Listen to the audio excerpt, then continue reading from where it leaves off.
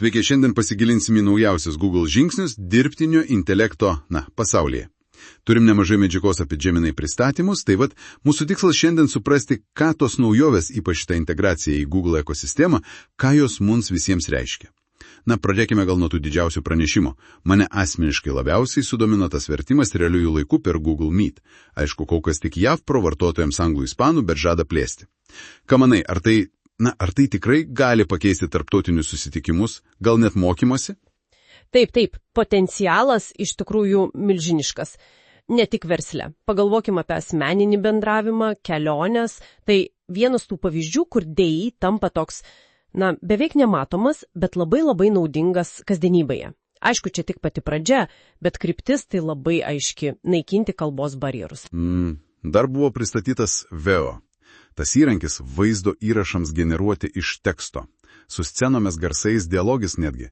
Tiesa, kol kas tik su brangesne ultra prenumerata. Ir Project Astra. Tas asistentas, kuris girdi, mato ir veikia.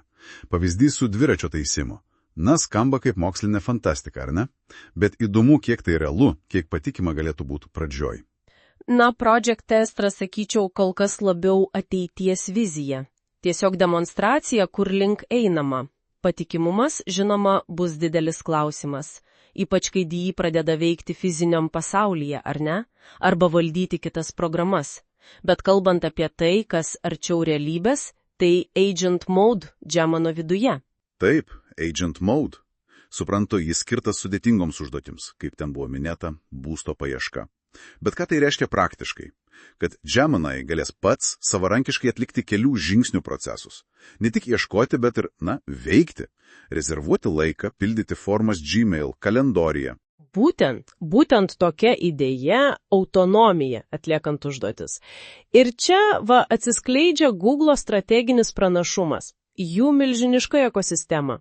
Jie gali tai integruoti su Gmail, kalendorium, žemėlapiais, įrankiais, kuriuos milijardai naudoja kasdien. Jiems nereikia, kurti auditorijos nuo nulio. Beje, paminėtas ir Geminis 1.5 Pro su ta Deep Think funkcija. Tai idėja, kad DI gali tarsi pamastyti, apsvarstyti alternatyvas, net numatyti kelius žingsnius į priekį.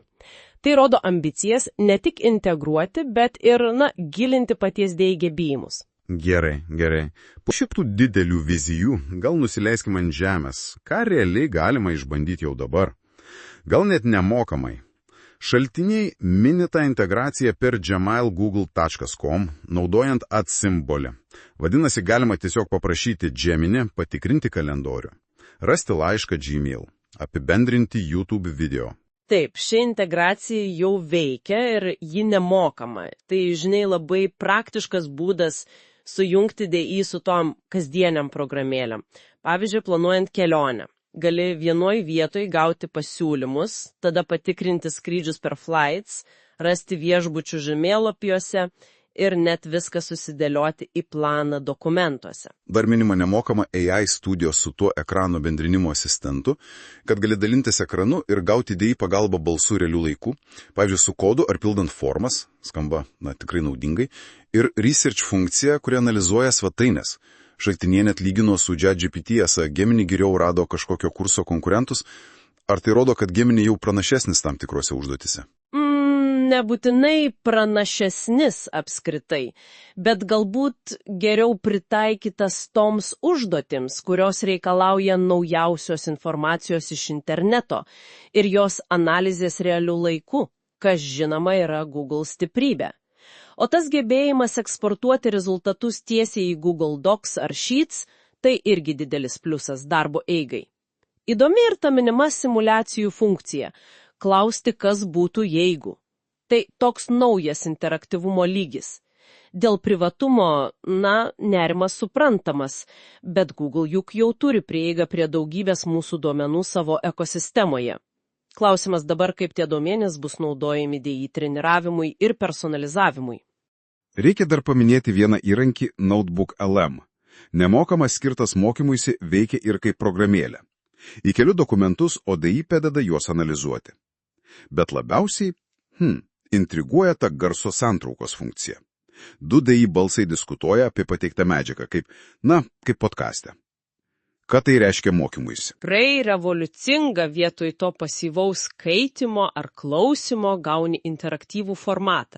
Įsivaizduokim, galima ne tik klausytis diskusijos apie sudėtingą straipsnį, bet kada sustabdyti ir paklausti DI papildomą klausimų apie tai, kas ką tik buvo pasakyta. Net jei kol kas tik anglų kalba veikia, tai rodo visiškai naujas informacijos įsisavinimo kryptis. Tikrai įdomu. Gerai, trumpai apie konkurenciją. Atrodo dabar fokusas keičiasi nuo klausimo, kuris DI protingesnis, prie kuris patogesnis, kuris geriau integruotas. Čia Google panašu turi stiprias kartas. Pradėti naudoti galima per gemini.google.com arba AI Studio. Yra nemokamos ir mokamos Pro, Ultra versijos. Ar manai, kad ta ekosistemos integracija bus lemiamas veiksnys? Ar ji nustelbi žmonių pripratimą prie, tarkim, ChatGPT? Ekosistema, žinoma, yra planuojamas Google pranašumas.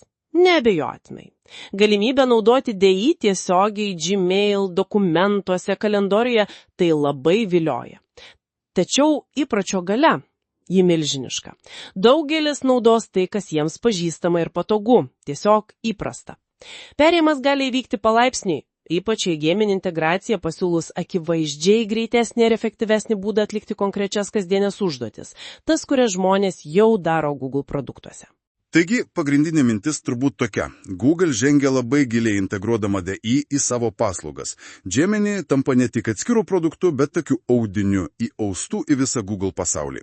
Todėl jūs gali būti itin patogus tiems, kas jau ir taip gyvena šioje ekosistemoje. Būtent. Ir pabaigai, gal tokia mintis pamastymui, matant tokią gilę integraciją, kaip tai gali pakeisti mūsų santykį su technologijų ekosistemomis apskritai.